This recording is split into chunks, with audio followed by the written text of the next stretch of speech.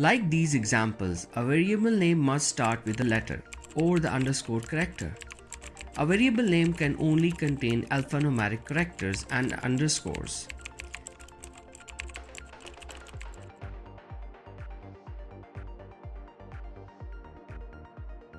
Such as these examples, a variable name cannot start with a number.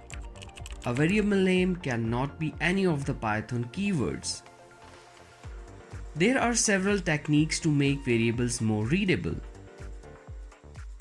In Camel case, each word except the first starts with a capital letter.